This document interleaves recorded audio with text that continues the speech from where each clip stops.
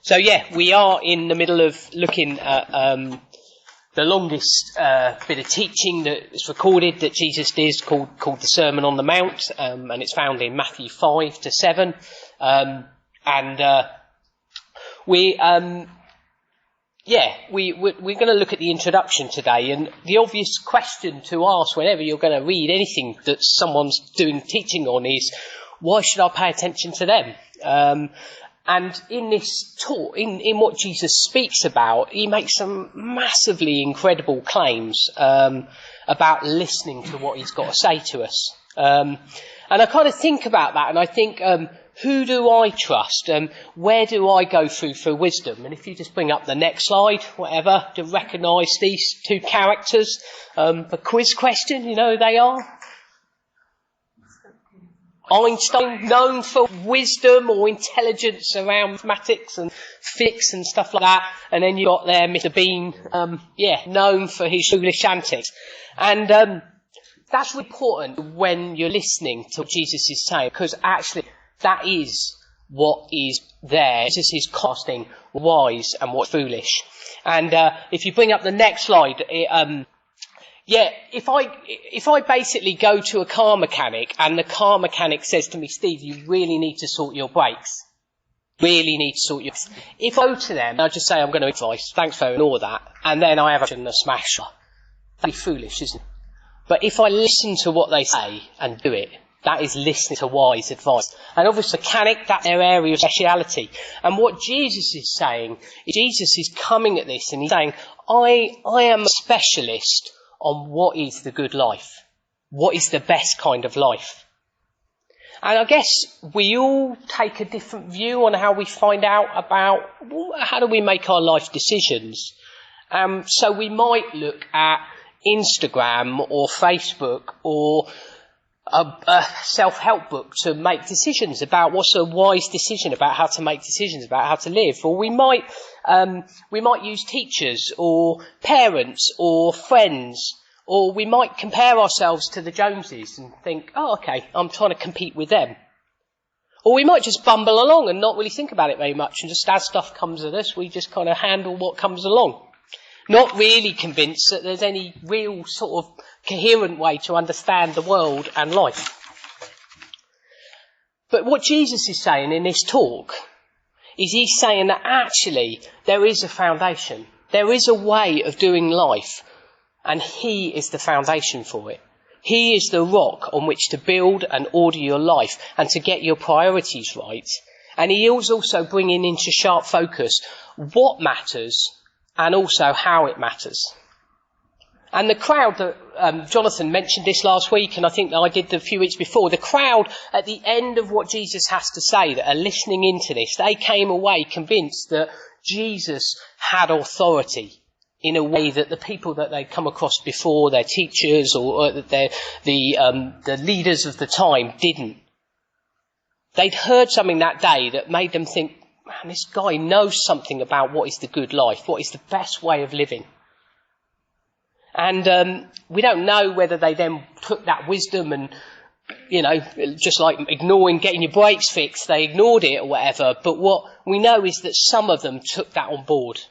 And we know that over 2,000 years, Christians who have been following the words of Jesus have taken that on board. And he speaks about all sorts of subjects. He talks about forgiveness, worry, what it means to ask for your needs being met. He looks at what is goodness. He looks at sex. He looks at hatred. And like I said, he points, and in all of it, Jesus is constantly pointing at himself. He's constantly saying in it, you've heard it said, do this, but I tell you, do this. And in other places he says things like this, build your life on me and on my words. And he warns them that there's consequences if you don't. Now, you might well think Jesus is either being it's either madness, it's incredible arrogance, or it is important teaching to hear. And he says there's two ways to go with this. You can either choose to listen and do what I say, or you can choose to go another way. And this is how he starts this. That's what we're going to look at today. They're called blessings. It starts with a series of blessings, and it's called the Beatitudes. And what Jesus does is he redefines who are the people that are blessed. And what he does in that is he invites a different group of people to what you'd expect. And he also then causes us to examine, what do we think? What do we value? What do we think is the good life? The best kind of life? And he also then promises something very different for those people.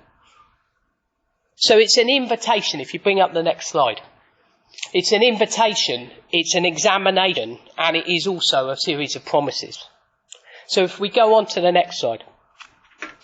This is the bit we're going to read together. But a few years ago, I was doing the Alpha course, a youth with some young people. And at Alpha, one of the things they ask is, what would you do if you had 6 months left to live?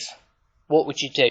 And I remember all the young people there were throwing up suggestions about what they do, and some of them were quite stupid and some of them were a bit more profound. But generally, you get a kind of mix of what's important.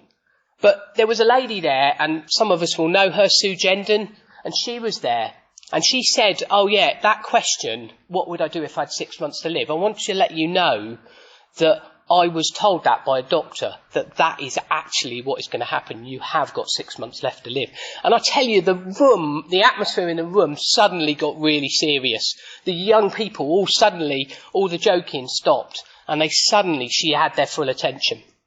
And the reason I say that is because I think with Jesus, when he starts this, he gets their attention. He's getting their attention because what he's doing is he's saying some quite extraordinary statements, as we'll see. So I'm going to read it together. And seeing the multitudes, he went up onto the mountain, and when he was seated there, his disciples came to him. And then he opened his mouth and he taught them, saying, "Blessed are the poor in spirit, for theirs is the kingdom of heaven. Blessed are those who mourn, for they shall be comforted. Blessed are the meek, for they shall inherit the earth. Blessed are those who hunger and thirst for righteousness, for they shall be filled. Blessed are the merciful, for they shall receive mercy. Blessed are the pure in heart, for they will see God. Blessed are the peacemakers, for they will be called sons of God. Blessed are those who are persecuted for righteousness' sake, for theirs is the kingdom of heaven. Blessed are you when they revile and persecute you and say all kinds of evil against you falsely for my sake. Rejoice and be exceedingly glad, for great is your reward in heaven. For so they persecuted the prophets who were before you." To really feel the impact, though, of this, I think there are two terms in it that are really helpful to just spend a bit of time on.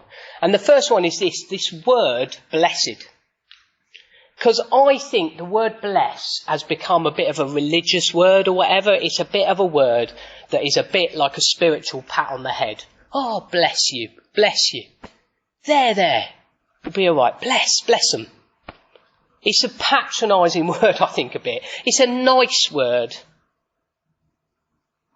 But I think we've sort of missed the point when we see it like that, because it's got more force than that to what Jesus is actually saying about what is happening here. So a quick quiz for you all, for Gen Z, if you know Gen Z language or whatever. So here's, because words change their meaning, don't they? So who knows what the word dank means? Anyone know what the word dank means? No, but in... What do you know it to mean then? Oh, it's not as damp, it's vaguely mouldy and a bit damp, isn't it? Huh? Good. It's good. Oh, you see, yeah, dank. It's right, if it's dank, it's excellent, it's good. Yeah, it's awesome. That was yeah. What about salty? If something is salty? Huh? Sorry. Anyone salty? What does salty mean?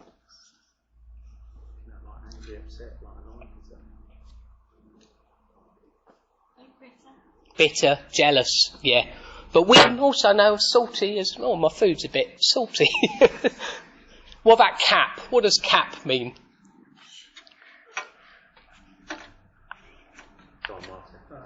Oh, really? Someone knows in this room what cap means. Well, it's a cap, isn't it? It's what you put in your head. Christians against poverty, yeah. What does cap mean then? Come on.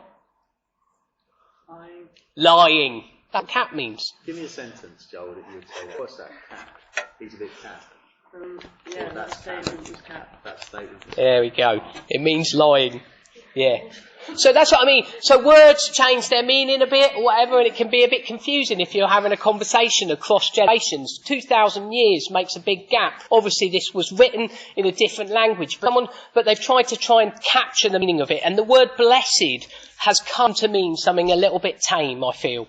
So I'm going to read it again, but what I'm going to do is blend 3 different translations of these, of it really trying to communicate something of what's being said. So this is a guy called N.T. Wright, and this is how he starts to translate this. Wonderful news, poor in spirit, the kingdom of heaven. Wonderful news for us, you're going to be comforted. Wonderful news for the meek, you're going to inherit the earth. Sort of emphasises something of the future promises for these people. And then there's a guy called Jonathan Pennington, and he writes it like this. Flourishing are the ones hungering and thirsting for righteousness, because they will be satisfied. Flourishing are the merciful, because they will be given mercy. Flourishing are the pure in heart, because they will see God. So there's something in this of living a life that is the fulfilled life, the best kind of life. And then the Good News translation, which is a kind of simplified translation, says these: happy are those who are persecuted, because they do what God requires. The kingdom of heaven belongs to them. Happy are you when people insult you and persecute you and tell all kinds of lies against you because you're my followers. Be happy and glad, for a great reward is kept in heaven for you. This is how the prophets who lived before you were persecuted. So this one's got joy in view, the word happy. But I think the word happy is probably, although it's a word for us, happiness, we tend to think of, I'm feeling happy, I feel happy, and therefore that is that's it. It's just about how I emotionally am doing. But actually, that breaks the connection between feeling good and being good. And the state of blessedness is this state of bringing that together, the fulfillment of life, the being the best kind of life, the way to achieve what is a complete blessing. But I wonder what we would say, or the world would say, was actually what we think about people who are blessed. People who are having that kind of the good life, if you like. We would say, blessed maybe are the wealthy. Blessed are the ones that feel that they've got everything they need. Blessed are the wise ones, the ones that seem to have got it all together. Blessed are the ones who've had the fortunate life, those that have the family background or the opportunities. Blessed are the ones who are congratulated and followed on social media, praised for their efforts. Blessings that speaks completely at odds with the way the successful life is described in the world. So what's going on? Jesus is like throwing that out. He's saying all of that, forget that. These people are blessed. And there's a second term in here which is really important, which is this kingdom of heaven.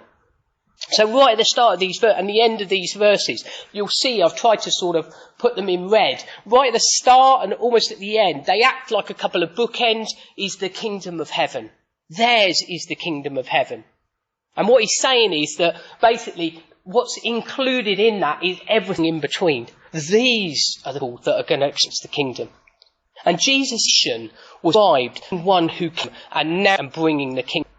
He did healings and miracles. When he came and he died on a cross and he took the world's evil on himself, he's bringing in the kingdom.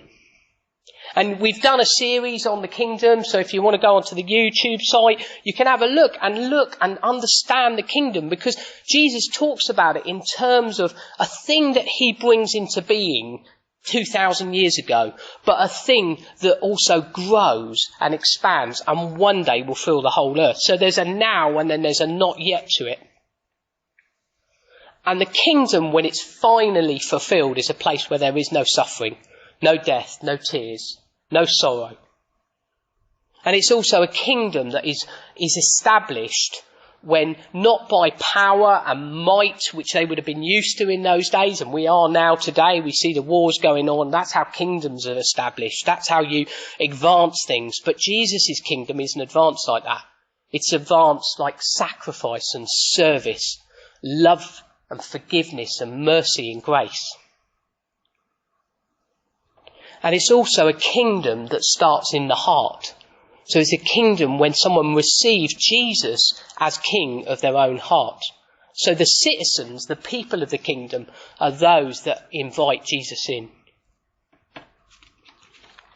And like I said, it's a kingdom that has got a vision for something that one day will fill the whole earth. And so Jesus talks about this in terms of a little seed that will grow and fill and expand, or like yeast in dough that kind of fills through it. And it's kind of hidden, but it's happening. And weeds that grow up alongside, wheat that grows up alongside weeds. So Jesus here is describing those who this kingdom is coming to. And it's completely different to what the world would say, those that are reigning in life. The poor in spirit, those that hunger and thirst for righteousness, those that are mourning, those that are humble. It's complete reversal of those that we think are living that kind of life. And it's also contrasting how things will change and happen. So the kingdom life, the life he's talking about, is don't hate your enemies. Instead of that, you're going to pray for them and you're going to forgive them. He goes on about that. And he says, don't show off your spirituality or how good you are, but do these things in secret. Don't lust or hate or lie, but live purity and with love and integrity. Don't chase after wealth or security in things, but trust in your God, your Father, who knows what you need. And what this opening reminds us is that Jesus says, when you do this, when you live in this kingdom, when you live like this, his disciples, when you're in this, actually just be aware that it's going to get tough. In fact, people will hate you more because of it. And also your own heart's deceptions will draw you back to doing things the other way. So how do we interpret these words? Well, there's three ways really, and I'm not going to spend really much time on any of them, but if you just put a slide, they are an invitation for people. The striking availability of God's kingdom to those people who are the have-not. But they're also an examination about, as a disciple of Jesus, where do I look for fulfillment and happiness? And they're also a promise for hope instead of hardship, knowing that Jesus has promised a better end. So not. See, the categories, like I said, of people that Jesus says are blessed here are the poor in spirit. These are the people that can't do it. They just can't do it. They're spiritually bankrupt. He says the blessed are the merciful and the meek. So those that open themselves up to help others, often at personal cost, but they don't clamour to make themselves known. They're not the first. They're not to get to the front of the queue. But he also says, blessed are the mourning. So those that are grieving loss, those that are grieving that perhaps that they messed up their own lives. And a few weeks ago, I encouraged us all to listen to the sermon, and as a member of the crowd, and one of the groups was the widows and the poor. And someone had written a comment on the feedback to say, how might this have been heard by someone in that group? And they said this, these seem to be promises for us, the have-nots. How can this be? See, the striking thing about what Jesus says here is, blessed are the needy and the broken and those who seem to have an unmet longing. It does include those who are working for peace and working for mercy, but it also those who seem not to have life all got it all together, the unfortunate ones as well. We're unable to please God on our own. We're utterly dependent on Jesus. So maybe you're someone who's felt loss in your life. Life has dealt you blows that mean you carry deep loss in your heart. Jesus says to you, blessed are you who are mourning, for you will be comforted. And maybe you're someone who's tried to be good, but just keep messing up. Some part of you wants to be better than you are, but you just keep falling short. Jesus would say to you, blessed are those who hunger and thirst for righteousness, for you will be filled. Maybe you're someone who isn't the churchy sort. You don't fit in. You're just not spiritual enough. You don't pray or you don't read your Bible. But somewhere you feel like that might be a good thing for me to do. And it says here, blessed are the poor in spirit. Maybe you're someone who's full of compassion for people, and you're always the one that gets stepped on by people because you're taken advantage of because of your compassion and your mercy. Or maybe you're the one that breaks up the arguments and the peacemaker that steps in and ends up being kind of in the middle of this thing. And he says, blessed are the peacemakers. So the Beatitudes work in this way. They work as an invitation for those that are needy, that can't do it on their own, and those that long for something. And Jesus is saying, it's an invitation. The kingdom's available to you. And it's also an examination, though, for the disciples. The second way it works is this, is what am I prioritising, and how am I pursuing fulfilment and happiness?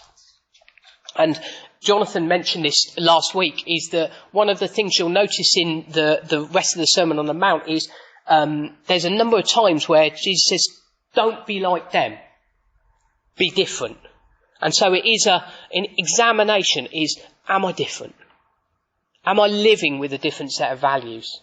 How does my way of living measure up to this?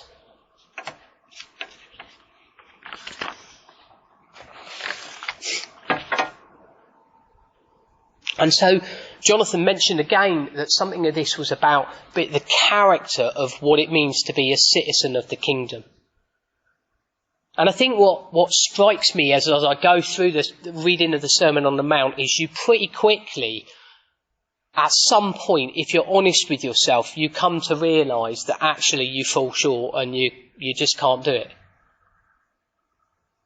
See, it's a mistake to read this like a transaction, that if you just do this, then God's going to bless you or whatever. That's not what he's doing. Jesus is creating a vision to say, for people to say, look, these are the demands of the kingdom, but you cannot do it. And they throw us back on the grace of God. And that was the other final point from last week, is the continued grace of God in our lives. That we need the Spirit to empower us, to put our confidence and happiness, not in our efforts, but in Jesus and his kingdom and what he promises us. And that's what brings me on to the last one, which is the promise. These are promises like a parent would give to a child to reassure them. My kids will remember, they when they were younger, just before we went to school, they might have lost their tie, or they haven't got their gym kit or whatever. And there would be, I'm not saying which ones, which children it would be, but there'll be these meltdowns sometimes of, oh my word, this is the disaster, end of the world. And I would say to them, look, will this matter in 6 months? Will this matter in 6 months? And it was a word of reassurance that actually this thing that seems so important and so vital to you at that moment actually is not as worrying or concerning as you need to think it is. Perspective of the long view. And so it's come back to haunt me a bit, because now my kids say it to me when I'm having a mini meltdown. They're like, well, will it matter in 6 months? And I'm like, but the point about this is they act like this as well. They act as a promise of reassurance from a father that loves us. They act like that. This isn't the end. This mourning, this loss. And I think about that for Rebecca today and her family today. They're not without hope. They mourn, but not without hope. And that's important. And I think about it for people that have been merciful or been stepped into situations. I was thinking about Tom, who steps into, domestic abuse situations as the peacemaker in that situation, and he steps into that. And you might get weary from that. You might get burned from being compassionate. But these are promises to go again. It's not the end. This isn't the final word. And so they're promises to us in those moments. And that's important to remember, the now and the not yet of the kingdom. Because Jesus has said, I am making all things new. And the words that he says to his disciples right near the end of his life, he's going to die. And he says to them, so with you, now is your time of grief. But I will see you again and you will rejoice. And no one will take that joy away. And that was that song we just sang about. That's it. We have security in knowing we will be in our Father's house. And it's a big theme of the Sermon on the Mount to think of the fatherhood of God. If you look through it, you'll see the number of times it talks about God being our Father in it. Jesus pointing them. This is what God is like. So it's an invitation, it's an examination, and it is also about future promises. And it is also about turning a completely upside down view of the world and who is blessed in it. And it also draws us always back to Jesus, because it is Jesus who is saying this, and it is Jesus who is saying who is the one that is blessed. And Jesus lived the Beatitudes. So he walked and taught what he talked. So he lived it. And he tells us that the best life is the one that he then goes and models.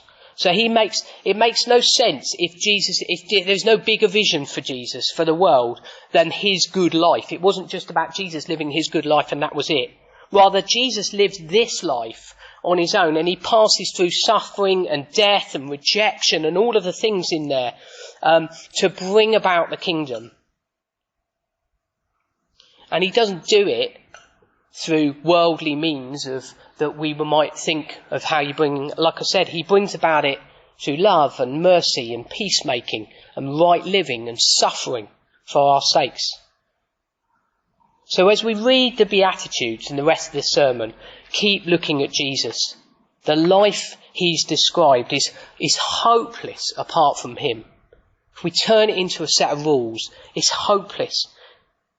But actually, if we look at it and examine our hearts, we'll see that actually what it does is it draws us to him who says, actually, I will give you what you need. Ask and you will find. Seek and the door will be, knock and the door will be opened. So we can leave. Right at the beginning I said that, mechanic, we can hear the words, fix your brakes, and we can leave without doing it. We can leave today being unchanged by Jesus' words, but there is another way, and Jesus says actually it's a narrow way. We can respond to him, his invitation. We can look and examine our hearts. And we can also be comforted by his kingdom promises in the midst of hardship. And we do this by trusting him. And Jesus says later on, he says, the student is not above the teacher, nor a servant above his master. And if it was good enough for Jesus, it will be good enough for his disciples. So my encouragement to us is, as we keep going through this, keep looking at Jesus in it and learning from his words and putting our trust in him in that day-by-day decision-making. And using this not as a rule book for life, but as a way of putting our trust in him and our trust in his grace.